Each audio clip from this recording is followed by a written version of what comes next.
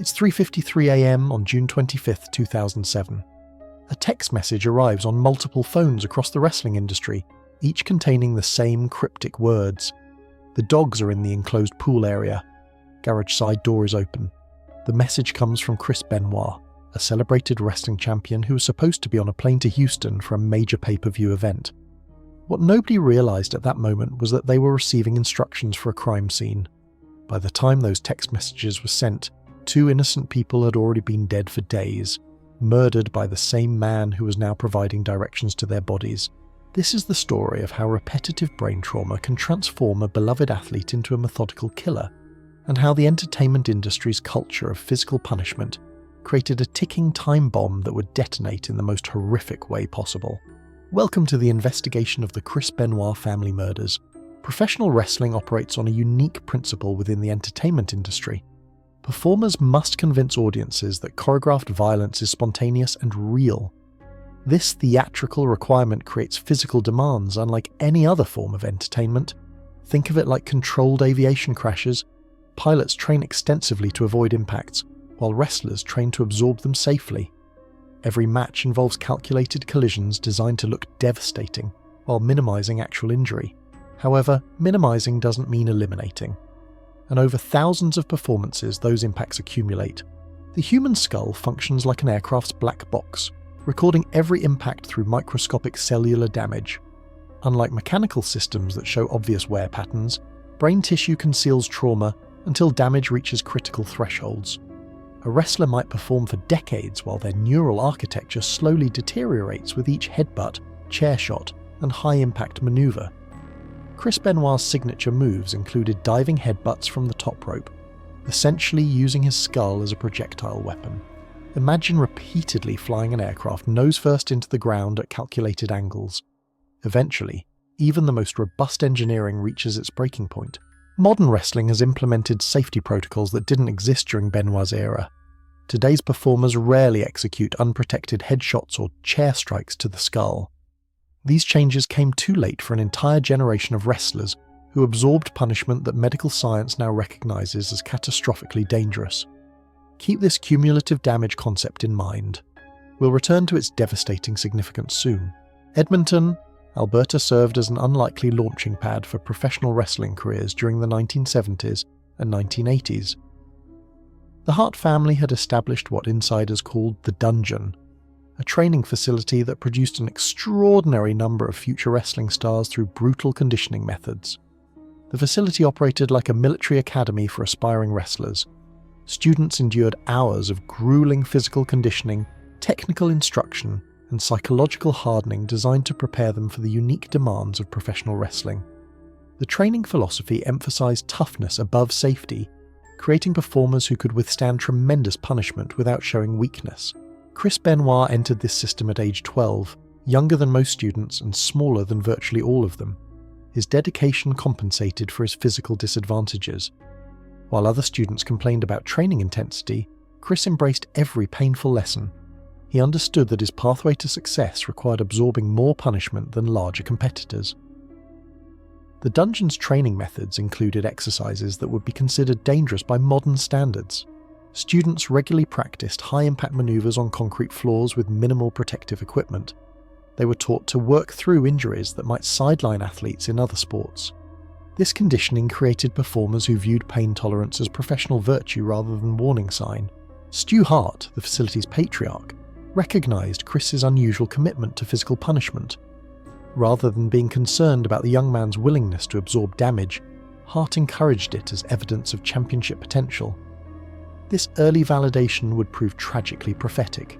Chris Benoit's career trajectory resembled that of a pilot accumulating flight hours across increasingly challenging aircraft and conditions. His journey took him from Canadian independent promotions to Japan's New Japan Pro Wrestling, then to Mexico and Germany before finally reaching American mainstream promotions. Each wrestling territory demanded different physical styles and intensity levels. Japanese wrestling emphasized technical precision and hard-hitting exchanges that prioritized realism over safety. Mexican lucha libre required high-flying acrobatics with limited safety equipment. German wrestling featured brutal submission holds and power-based maneuvers. This international experience provided Chris with unprecedented technical knowledge, but also exposed him to punishment styles from multiple wrestling cultures. Japanese promoters particularly valued his willingness to absorb head trauma without complaint. His reputation as someone who never backed down from dangerous spots made him a valuable performer across different markets. The constant travel and performance schedule created additional health complications. Chris often worked 300+ days per year, performing multiple times per week while dealing with accumulated injuries. Sleep deprivation, irregular nutrition, and constant physical stress became normalized aspects of his lifestyle. Wrestling promoters during this era operated under different medical understanding than exists today. They viewed toughness as mental rather than physical attribute. Performers who sought medical attention were often viewed as weak or uncommitted. This culture actively discouraged the kind of medical monitoring that might have identified Chris's developing brain damage. The financial incentives reinforced dangerous behaviors. Wrestlers were typically paid per appearance, creating pressure to work through injuries that would normally require rest. Missing shows meant lost income and potential loss of career momentum. Chris learned to compartmentalize pain and continue performing regardless of his physical condition. Performance-enhancing drugs permeated professional wrestling during Chris Benoit's peak years, creating a pharmaceutical ecosystem that would profoundly impact his psychological stability. Understanding this chemical environment requires examining how these substances interact with both brain function and existing neurological damage. Anabolic steroids operate like aviation fuel additives.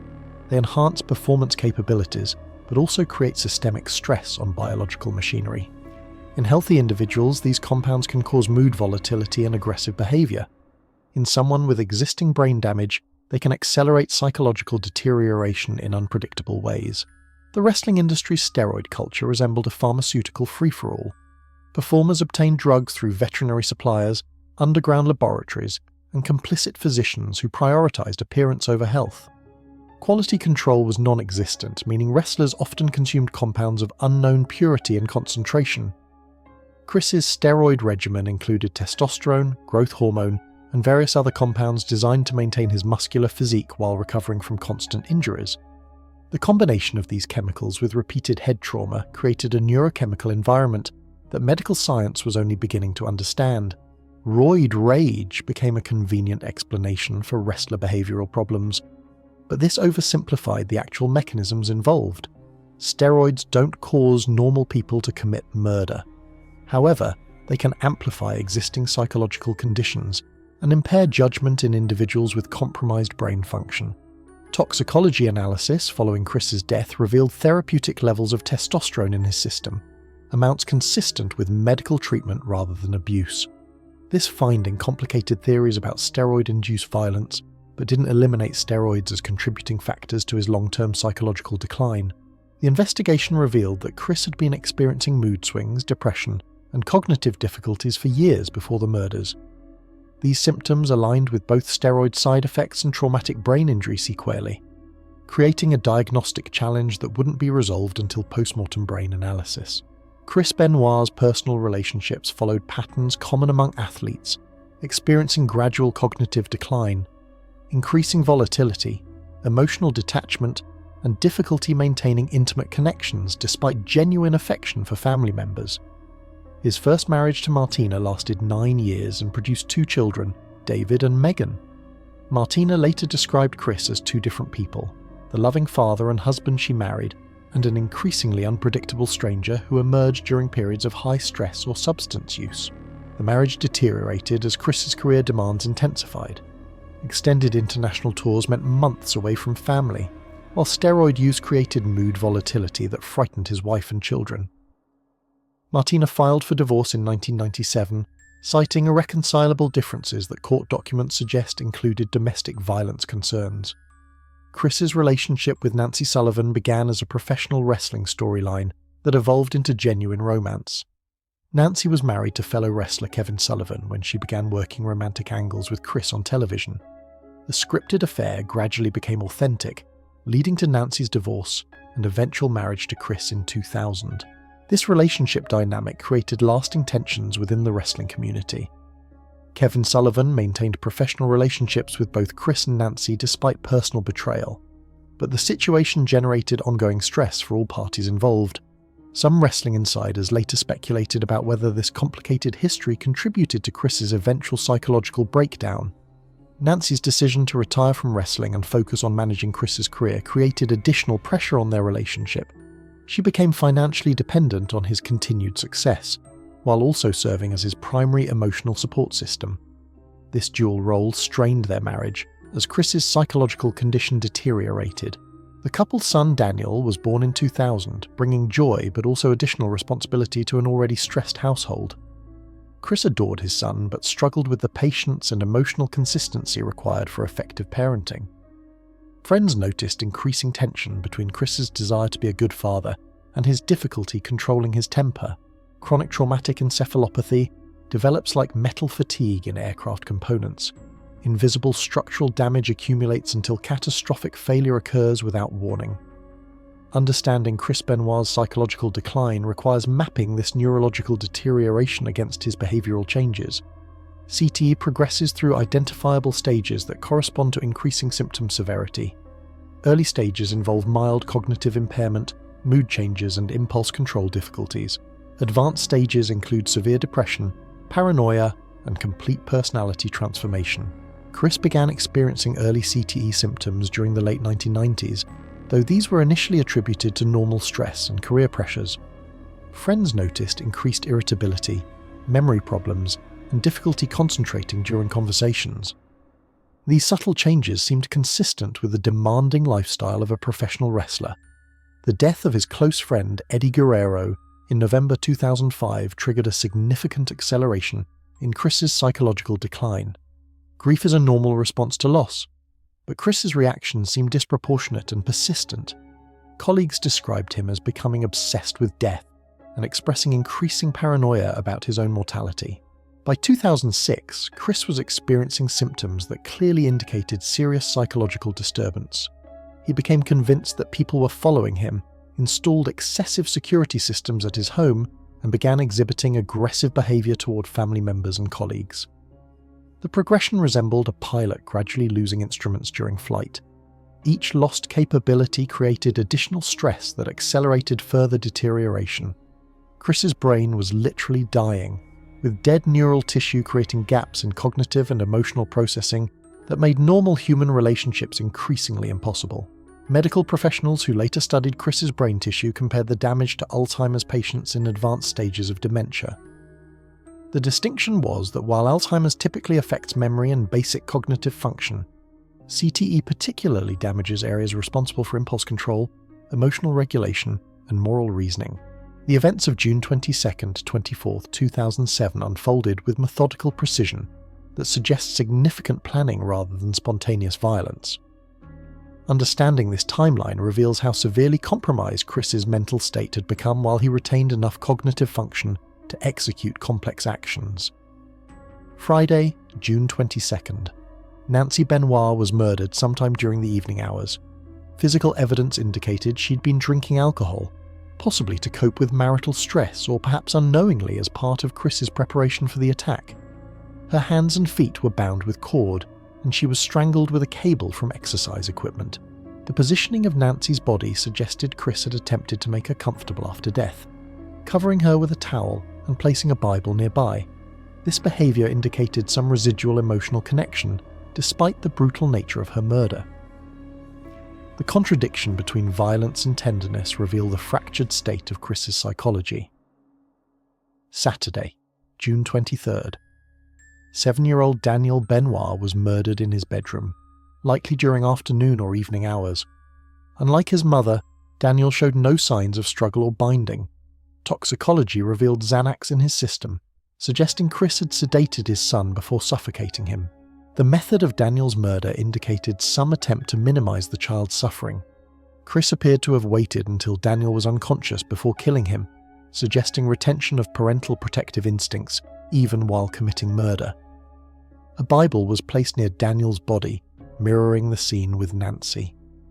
Sunday, June 24th. Chris Benoit committed suicide in his home gymnasium, hanging himself from a cable machine. The timing coincided with when he was supposed to be travelling to Houston for the pay-per-view event. His body was discovered several days later when concerned colleagues requested a welfare check. The precision of this timeline indicates Chris retained significant cognitive function despite his severe brain damage. He was able to plan complex actions, maintain his normal routine enough to avoid suspicion, and execute a multi-day sequence of events. This contradicts simple explanations about mental illness causing uncontrolled violence. The cryptic text messages Chris sent to wrestling colleagues at 3:53 a.m. on June 25th represent one of the most chilling aspects of this case. These communications reveal someone who had accepted responsibility for providing access to crime scene evidence while maintaining emotional detachment from the magnitude of his actions. The messages went to 5 different wrestling industry contacts. The dogs are in the enclosed pool area. Garage side door is open. These weren't random communications. Chris had specifically chosen people who would eventually seek him out and ensure the bodies were discovered. The technical precision of these instructions suggests Chris understood the importance of proper crime scene preservation. He ensured family pets would be safely contained and provided clear access routes for emergency responders. This level of organisational thinking indicates his cognitive abilities remained largely intact despite his moral reasoning having completely failed. The timing of the messages corresponds with Chris's suicide timeline. He appears to have sent them just before or just after taking his own life, ensuring discovery would occur after he could no longer be held accountable. This final act of planning demonstrates the calculated nature of his actions over the entire weekend. Wrestling colleague Chavo Guerrero later described feeling disturbed by the unusual tone of Chris's final phone calls. While wrestlers routinely expressed affection for each other, Chris's repeated declarations of love seemed desperate and final. These communications now read like goodbye messages from someone who had already decided his fate. The investigation revealed Chris had researched proper procedures for welfare checks and emergency response protocols. His internet search history showed queries about police response times and procedures for accessing locked homes.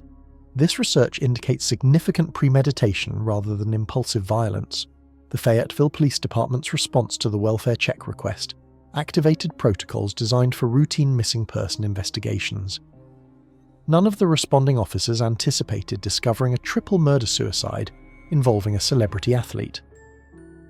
Lieutenant Tommy Pope led the initial response team that arrived at 130 Green Meadow Lane. The property appeared normal from external observation. No signs of forced entry, no obvious disturbance, vehicles parked normally in the driveway. The scene suggested a family that had simply failed to answer their phones. The discovery process unfolded in stages that revealed the methodical nature of Chris's actions. Nancy's body was found first in the upstairs master bedroom. The binding and positioning immediately indicated homicide rather than natural death or accident. Officers secured the scene and began searching for other victims. Daniel's body was discovered next, in his bedroom down the hall from his parents' room. The absence of restraints and the peaceful positioning initially suggested natural death, but the presence of a Bible near the body matched the pattern established with Nancy's murder. Chris's body was found in the basement gymnasium where he had spent countless hours training. The makeshift hanging apparatus using exercise equipment demonstrated familiarity with the location and available materials.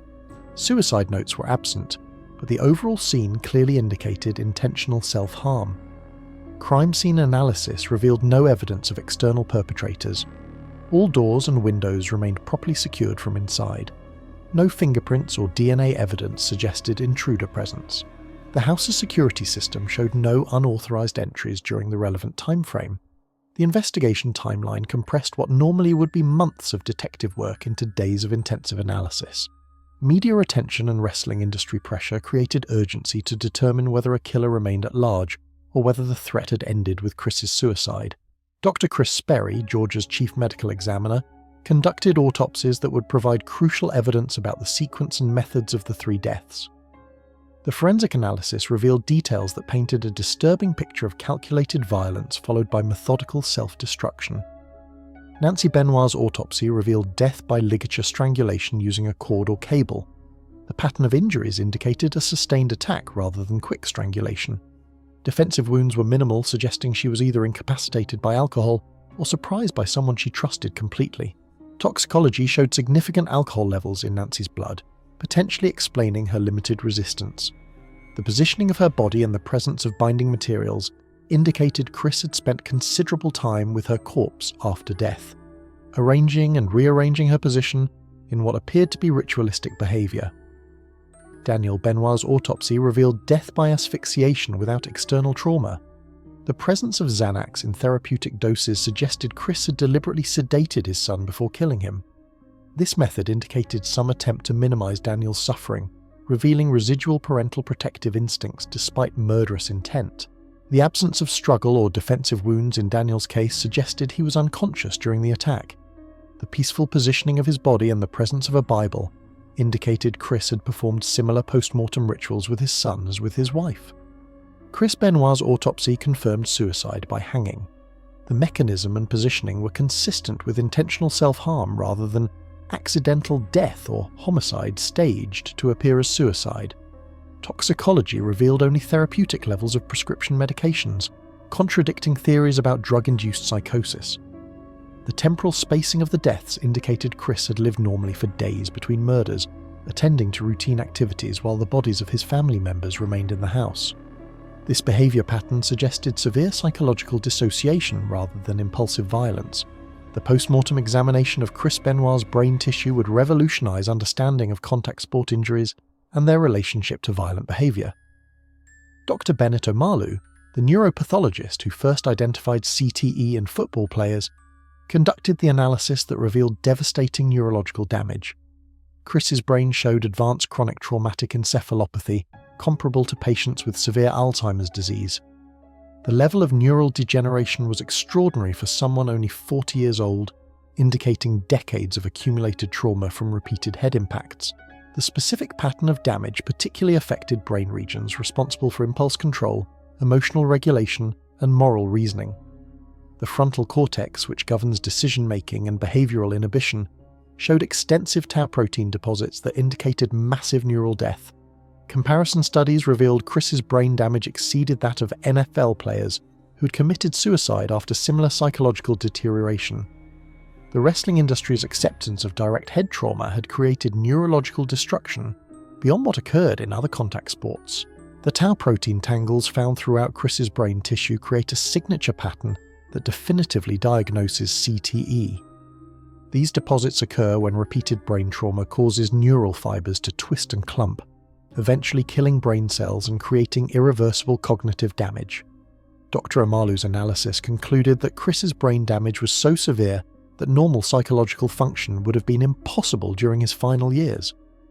The person who committed these murders may have retained Chris's memories and basic cognitive abilities while losing the neurological architecture that enabled moral reasoning and impulse control.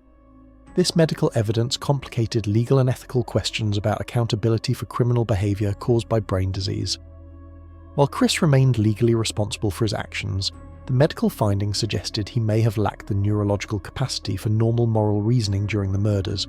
The Chris Benoit case forced the wrestling industry to confront the long-term consequences of entertainment practices that prioritize spectacle over performer safety.